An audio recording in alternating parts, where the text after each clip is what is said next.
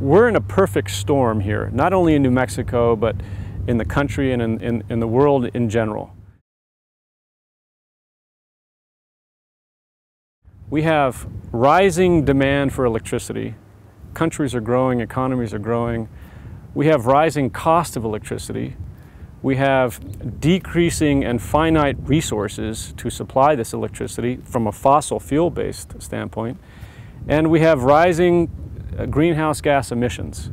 CO2 is increasing, methane is increasing. Here in New Mexico, we're taking some initial steps to address that. As you can see, we are developing our wind. We're now aggressively pursuing solar energy in the state. We have a production tax credit that averages 2.7 cents per kilowatt hour for concentrated solar power and photovoltaics. Our utilities are now coming out with RFPs, requests for proposals for all renewables in general. And as I said, we have that 20% requirement for the utilities. We also have one other thing, and that's a 10% energy efficiency. What would you call it, an RPS, if you will, which in effect gives us a 30% RPS by 2020. 20% of that, 20% in renewables and then 10% in efficiency. So we're asking our utilities, requiring our utilities to come up with innovative programs to incentivize homeowners, residences, small and large commercial businesses to become more efficient.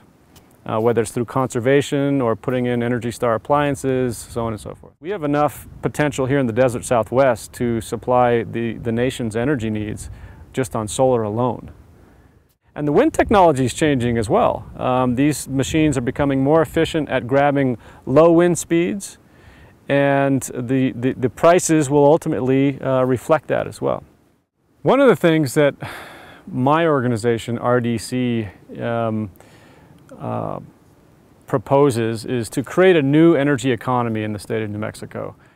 We have the ability to attract new industry to the state that manufactures wind turbines, that manufactures solar PV cells, photovoltaic cells, that manufactures solar thermal receivers, the tubes that with oil in them that heat up and that transfer the heat into a steam system. We have the ability to attract a wide variety of industries that create good, high-paying, clean tech jobs. We're starting that process now. We want to brand the state as a leader in the green-collar job arena.